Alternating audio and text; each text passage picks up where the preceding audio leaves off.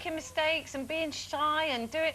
I don't like the idea of a precocious 9-year-old writing a how-to book. How does he know how to do it any better than any other 9-year-old? It's ridiculous. But at least, you know, he's given a little bit of advice. How does he know? Well, he's 9! Well, he seems quite clued up on this, doesn't he? Well, he's not clued up at all. Who says that's right? Because he says men are right and girls are... No, girls are right and men are wrong. And never argue with a girl, because she's always right. Yeah. He's figured it out by the age of 9. I think he's a step ahead of most men. It's been written by a 49-year-old geezer. Well, I tell you what, my Finley's only 7, and he's already on his 3rd girlfriend. There you are, you see. It's lovely, I know. Nice means go on, Finn. Well, and, you know, he said, you know, I say to him things like, you know, well, how do you know she's your girlfriend? I stand next to her in the dinner queue. You know. Yeah, and he said to me, he's going out with a girl called Jemima at the moment, who seems very nice. And he said, Mummy, it's Valentine's Day, and that's when boys are supposed to buy girls flowers. But if I do that for Jemima, none of the other girls will get one. So can I buy one for every girl in my class?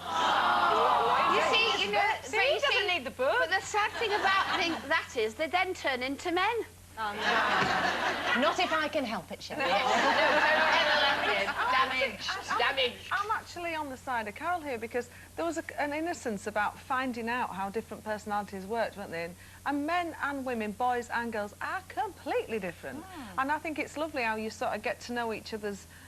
I was going to say bits then, but that's wrong, isn't it? I mean, yeah. I think there's a lovely innocence about it. Please don't write books on how to do it. I would have died if Richard Tinker or Michael Cornfield had come up and, you know, known what to do. Reading what to do. See, the other thing is, I think, you know, you give that to a young boy, and then, you know, kind of, I don't know, they'll go through life thinking they can't do anything without reading a book about it first. You know, I know quite a few people like that.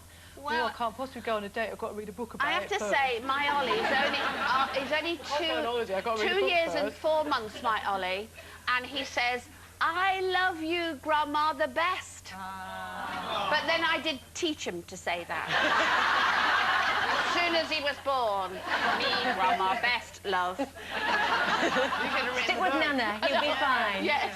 OK, here we go with your first chance today to grab some serious spends in our competition. Now, if you fancy the idea of winning £15,000, you need to answer this question correctly for your chance to win. Who wrote the famous play Romeo and Juliet? Was it A, William Shakespeare, B, Jane Austen, or C, Charles Dickens? Call 09012 931 941. Calls cost £1 from BT landlines. Calls from other networks may be higher, and from mobiles will be considerably more. Text your answer A, B, or C to 63303. Text cost £1 plus 1 standard network rate message. Digital satellite viewers can enter by pressing their red button now. You can also enter for free at itv.com. Entrance must be 18 or over. Lines closed 10 a.m. Saturday the 14th of February. Entries made after this time won't be counted, but may still be charged.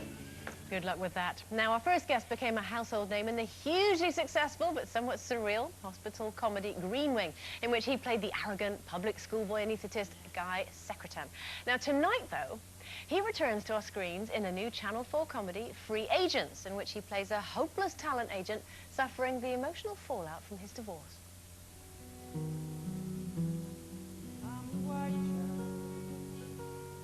I'm dumped. Shh. No, because that would imply we had a relationship. We had sex. Can I tell you something truly amazing that's happened in the last 4 decades? Apart from colour TV and Nelson Mandela getting out of the nick, you can have sex with someone and you don't have to spend the rest of your life with them. You can go all the way and you don't have to propose. Well, speak for yourself, because as far as I'm concerned, we were pretty much engaged from the moment we locked tongues. In fact, I have to tell you, my darling, that because I'm divorced, it's going to have to be a registry. Please welcome Stephen Mangan.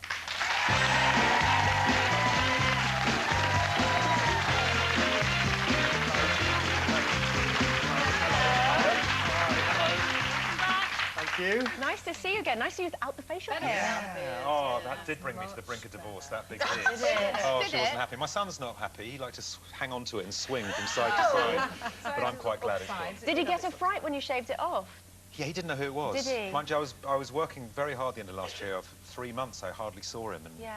someone came to deliver something to the door, and he called him Daddy. Oh, So dear. I thought, that's terrible, that, isn't it? Because So you now I've were been around filming now. that while you were on stage at the same time. Yeah, did a play at in the West End. Yeah, Yes. so I was filming all day and then going to the theatre at night. It was mad, but How great. did you manage with a baby and... Well, my wife was very heroic. She must have been. I'd come home and stick earplugs in, go to bed. Go to bed. Oh, bad I on just, you. well, you know, I was doing 16 hours a day, 7 days a week, and I No just thought... excuse. I Women know. do it all the time. Well, No excuse. Tell us a bit about it. What's Free Agents all about? it's about two very damaged people. I'm going through a messy divorce.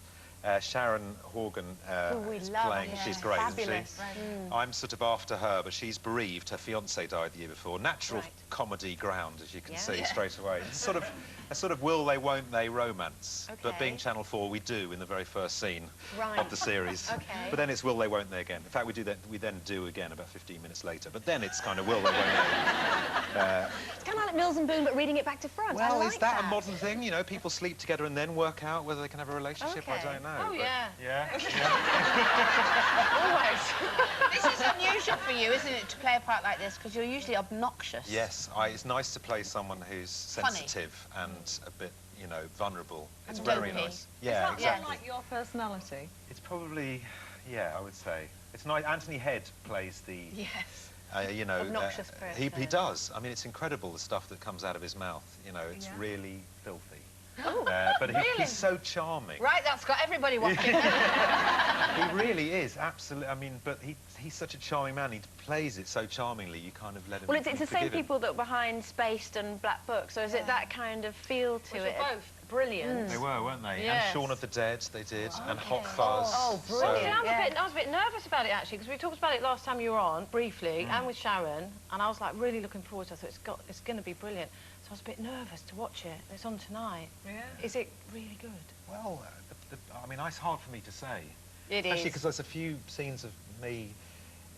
You see me in bed in the first scene. That's always very hard for We the don't actor. see anything, do we? You see my chest. Oh, well, all right. I didn't know it was that hairy. It looks We so can see hairy. it. But we like that. I think I'm dressed like a slightly trendy vicar today. I should sort of look at the Seeing thing. the clips, I think I can't wait for it, actually. Oh, good. But Yeah. you've got a film coming out as well, which sounds interesting, Beyond the Pole. Beyond the Pole, What's yeah. that all about? That's about two men who walk to the North Pole to raise awareness for global warming. We shot that in northern Greenland, minus 30 degrees centigrade. Oh, right. Carried to set every morning on sledges pulled by huskies, Okay. which sounds fantastic. But when huskies wake up and start, they break wind an awful lot. So you think, this is, wow, So did men. no. All of them, and there's 10 of them. There's 10 of them, and you're driving right into the fug. It's really So unpleasant. this is a comedy, then? It's a comedy. But we had Eskimo, Inuit with shotguns standing beside us when we were shooting in case polar Polar bears. bears. Yeah, it's brilliant, really exciting. But yeah, so that was fun. Okay. Yeah. Did you have a beard for that? To No, keep warm? no beard, no beard. I played a very sort of fastidious guy who shaved even though he was near death. Shaved every day. Yeah. You do Personal play hygiene strange very roles, important. don't you? I know, But it's then, you weird. know, maybe that's part of your job. Speaking of which, Valentine's Day, Yeah. are you all set? Yeah, I mean, you know, men, it's nice to do something, but it'd be lovely to be told. But then, of course, well, the point is you don't need to be told. You should Be know me told well enough. what? Yes. What they're Yeah. after. You were saying hints. Yeah. Hints are good. Men like hints. Oh, no, you should think for yourself. Well, this is it, you see. But then it feels like a test. It's like, are you going to get it right? Do is. you love me enough to know exactly what I want? Well, you should. Well, there you go, you see. No, but if she Shouldn't loves be a you, test. if she loves you enough, she should love whatever you do. And if she knows me well See? enough, she should know that I need to be told. Yeah, otherwise you won't do anything. She doesn't know me or love me well enough. Are you a romantic sort of couple? Are you both into Valentine's I think Day? the best thing last year on Valentine's Day, I gave her some flowers, but I also gave her a tiny bunch, which I said from my newborn son, and that went down very well. Oh, you see, that was a right winner. correct. Can I get away with that this year? Absolutely, So, Brownie. Yeah. Do it again. When you take yourself back to 9-year-old, would you have preferred a book telling you how to chat up girls? No, I mean, No. that's weird. That It does is. strike me as very peculiar. And also, if you need advice about women, a 9-year-old boy? Yes. I always think, why do men, you should ask women, surely. Yeah. Shouldn't you? Yeah. That's I don't a know. good start. But I don't, oh no, that freaks me out slightly. And if he's right, it freaks me out even more. Do you know he is right? Do you know what I One mean? of the bits of advice, if you try for too many girls, you'll have jealousy issues and might end up with nobody. It's really best just to go for one, said the 9-year-old.